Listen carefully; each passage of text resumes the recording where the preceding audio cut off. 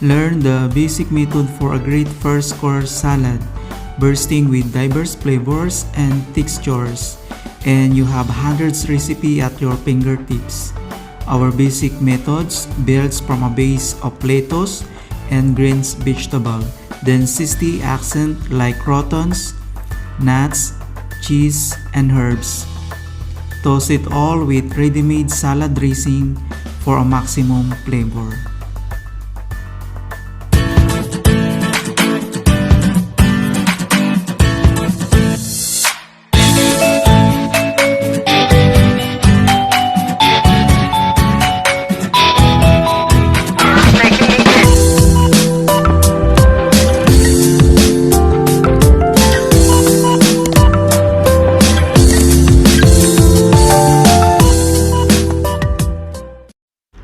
Freekeh Salad consists of pomegranate seeds, pistachios, mint, chickpeas, and spring onion.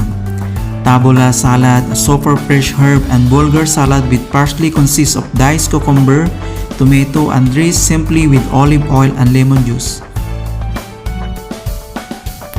Fresh sliced green cucumber,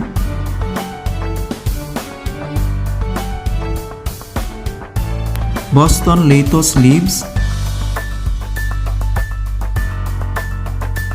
mix slice of bell pepper,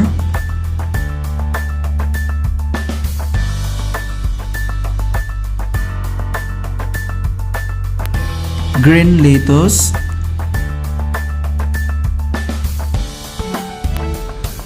assorted pickles,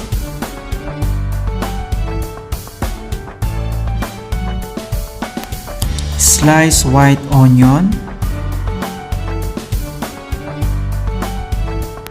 sliced lemon,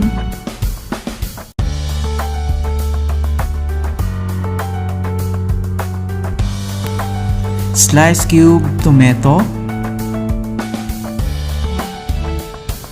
and green chili.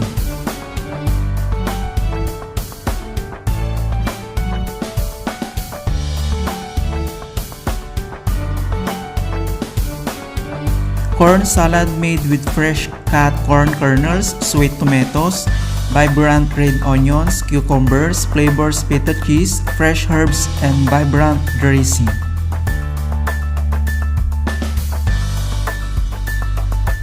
Hummus made of chickpeas, sesame paste, garlic, and olive oil in most traditional versions, and creamy dip that hails from the Middle East.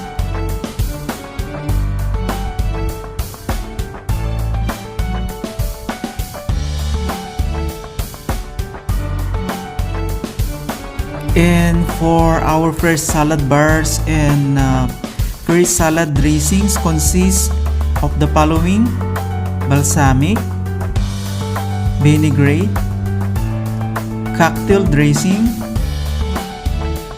garlic oil, chili oil, herbs oil, pomegranate sauce, lemon, Sumaic powder, and salt. So guys, this is what we call make your own salad. So all ingredients and vegetable, you can create your own versions. And thank you so much guys for watching. And if you are new in my channel, please don't forget to like, share, and subscribe. And just leave a comment below. Thank you guys, and see you in my next vlogs. God bless us all.